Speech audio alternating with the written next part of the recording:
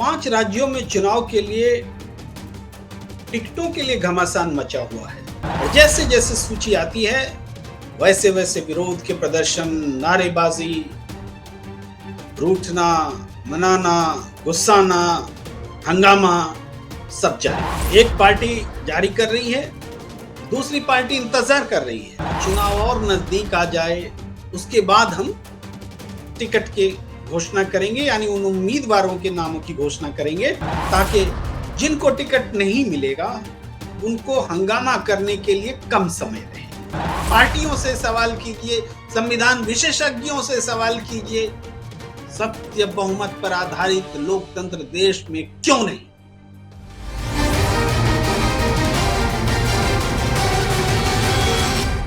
नमस्कार, मैं हूं प्रेम कुमार। प्रेम से बोलो, सत्य बहुमत।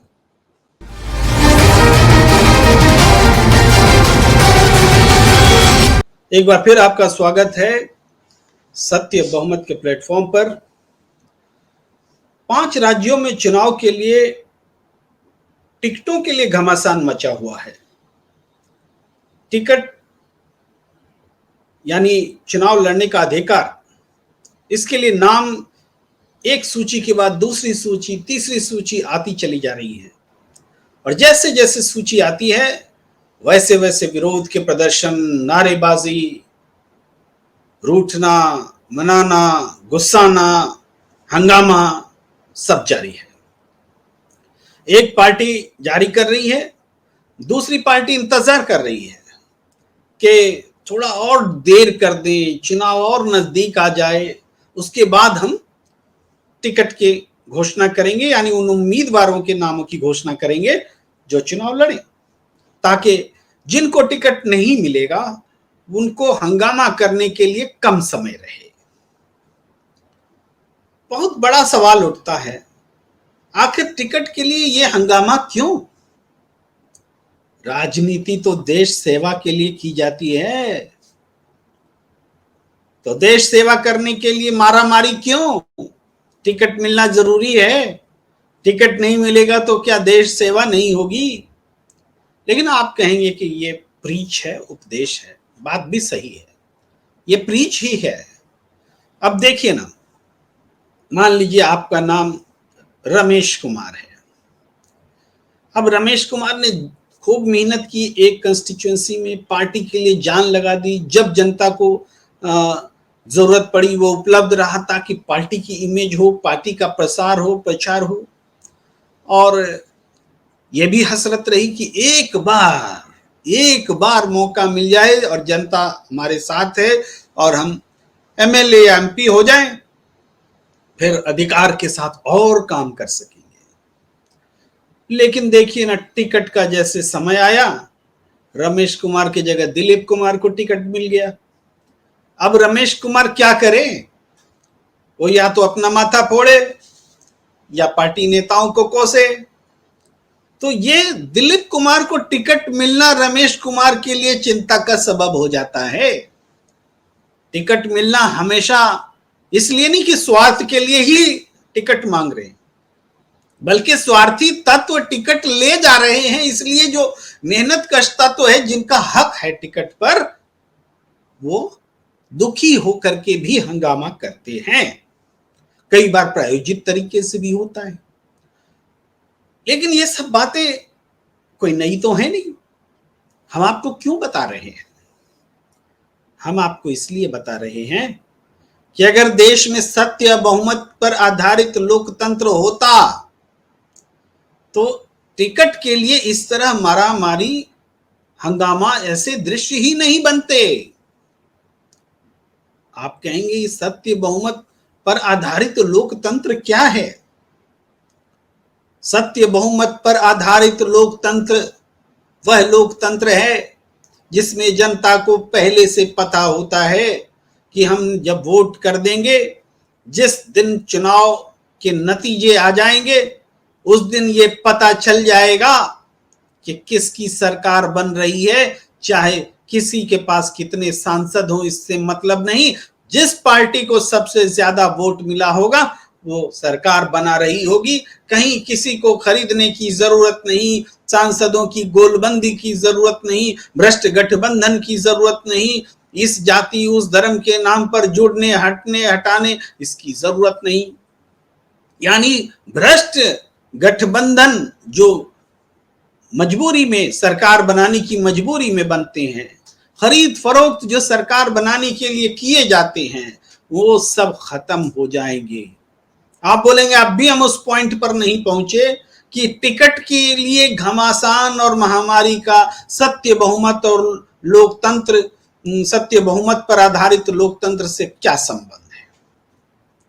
सत्य बहुमत पर आधारित लोकतंत्र कहता है कि जो उम्मीदवार हो उसकी घोषणा 1 साल पहले ही कर दी जाए, सबको पता हो जनता को कि हमारा उम्मीदवार कौन है। जब उम्मीदवार पहले से तय होगा तो ये उम्मीदवारों की सूची जारी करने का जो उपक्रम होता है, चुनाव के ऐन वक्त पहले, चुनाव कार्यक्रम की घोषणा होने के बाद जब बमुश्किल 3 हफ्ते 4 हफ्ते का दिन पास में होता है, तब जनता जानती है कि हमारा उम्मीदवार कौन है और हमें किनको वोट करना है। वास्तव में इस संसदीय लोकतंत्र में तो जनता अपने उम्मीदवार को पहचान भी नहीं पाती है। चुनाव आयोग ने बहुत सारे नियम बना रखे हैं कि उम्मीदवार को बताना होगा कि उस पर कोई केस नहीं है, उस पर कोई आपराधिक मामला नहीं है, आय उसको अपनी आमदनी बतानी होगी, अपने ऊपर दर्ज मुकदमों की जानकारी देनी होगी। इन सब के बावजूद सबने एक एक तरीका खोज रखा है। जनता को पता ही नहीं चलता, वो कुछ जो कुख्यात क्रिमिनल्स हैं उनके बारे में ही जान पाते हैं, वो तो उनको पहले से पता होता है। लेकिन जो वास्तव में दुष्ट प्रवृत्ति के होते हैं वो छिपा जाते हैं आंकड़े। वो 1-2 अखबार में चोरी छिपे किसी जगह छोटा सा कॉलम में छपवा के चुनाव आयोग को कटिंग भेज देते हैं कि हमने तो जनता को बता दिया। ऐसे अखबार में छपवाएंगे जो जनता तक पहुंचती है। तो इस तरीके से उम्मीदवार के बारे में जनता जान ही नहीं पाती।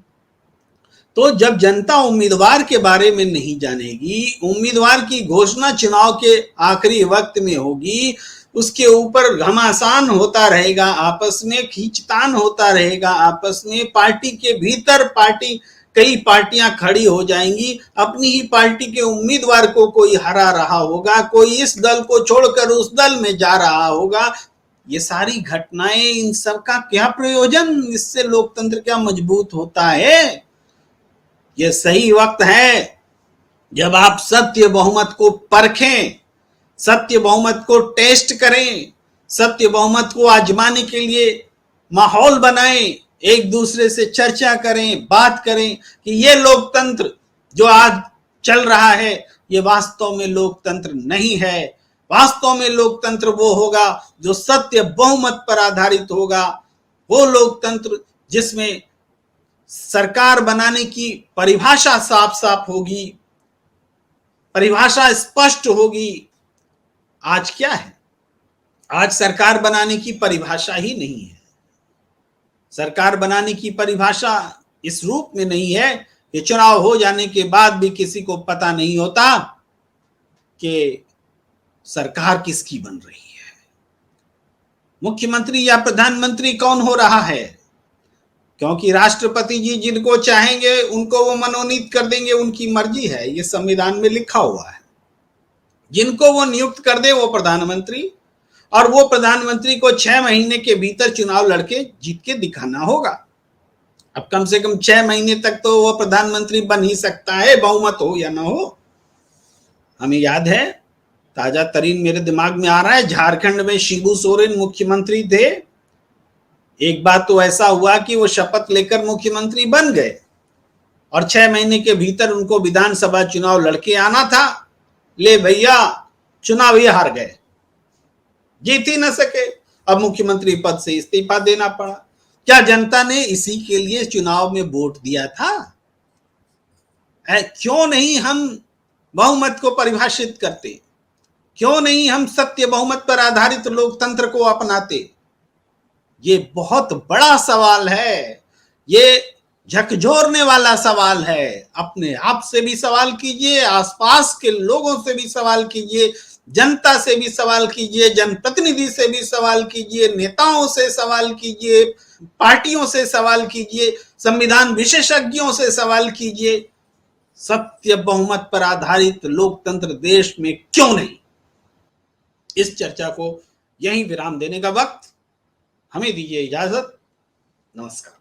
5 राज्यों में चुनाव के लिए टिकटों के लिए घमासान मचा हुआ है और जैसे जैसे सूची आती है वैसे वैसे विरोध के प्रदर्शन, नारेबाजी, रूठना, मनाना, गुस्साना, हंगामा सब जारी। एक पार्टी जारी कर रही है, दूसरी पार्टी इंतजार कर रही है चुनाव और नजदीक आ जाए, उसके बाद हम टिकट के घोषणा करेंगे, यानी उन उम्मीदवारों के नामों की घोषणा करेंगे ताकि जिनको टिकट नहीं मिलेगा उनको हंगामा करने के लिए कम समय रहे।